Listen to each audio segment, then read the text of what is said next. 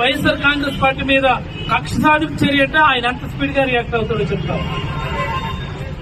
అలాగే ఎక్కడో బొంబాయిలో ఉన్నదట ఒక సినీ నటి, ఓ మహానటి. ఆమెను తీసుకురావడానికి ఒక ప్రత్యేకంగా టీం నుంచి పంపించాడు. వైఎస్ఆర్ కాంగ్రెస్ పార్టీని లేకపోతే నాయకుల్ని ఇరికించడానికి. దాని మీద ఉన్న శ్రద్ధ ప్రజల మీద నీకుందా అని నేను అడుగుతాను.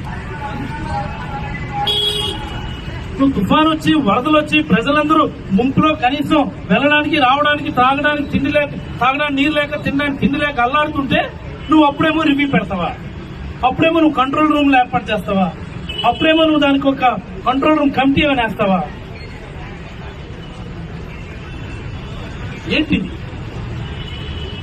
ఏమిటిది? ఈ పరిపాలన ఇది? ఇంత దౌర్భాగ్యమైన స్థితిలో ఉన్నామా మనం? ప్రతి 2,000 మందికి ఓ 10 మంది ఎంప్లాయీస్ చొప్పున మన సచివాలయ ఉద్యోగులు ఉన్నారు. వాలంటీర్ల విషయం పక్కన పెడదామా. 10 మంది 11 మంది ఉద్యోగులు, 2,000 మంది పాపులేషన్ ఉద్యోగులు ఉన్నారు కదా. ఇచ్చావా ఇన్స్ట్రక్షన్ వాళ్ళకి? మీ 2,000 పాపులేషన్ అవసరమైనటువంటి అరేంజ్మెంట్స్ మీరు చేయండి అని ఇచ్చారా? రెవెన్యూ సెక్రటరీ ఇచ్చారా? రెవెన్యూ మంత్రి గారికి అసలు అవగాహన ఉందా? ఆ హోంమంత్రి గారు కనీసం పట్టుతుంది ఆవిడికి? మైక్ పట్టుకుంటే జగన్మోహన్ రెడ్డి గారు అది, జగన్మోహన్ రెడ్డి గారు ఇదని తిట్టడానికి నీకు మంత్రి పదవా? చెప్పండి ఇప్పుడు సమాధానం.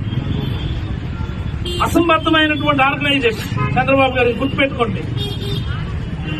కనీసం ప్రజలను అప్రమత్తం చేయకుండానే మొన్న నైట్ అర్ధరాత్రి మీరు బుడమేరు వాగులకు సంబంధించినటువంటి గేట్లు తెరవడం వల్ల ఈ రోజు విజయవాడ పూర్తిగా మునిగిపోయింది.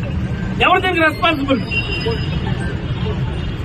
చంద్రబాబు గారు అంటారు వరదంతా పూర్తయ్యే వరకు నేను ఇక్కడే ఉంటాను అని. నువ్వు ఇక్కడ ఉండకపోతే నీ ఇల్లు అక్కడ మునిగిపోతుంది. నువ్వు నీ ఇల్లు మునిగిపోతుంది కాబట్టి నేను అధికారులు అక్కడ ఉండడం లేదు, నీకు ఆ బస్సులో ఉంచిన. తెలీదా మాకు? వాళ్ళు అంటాడు ప్రజలందరికీ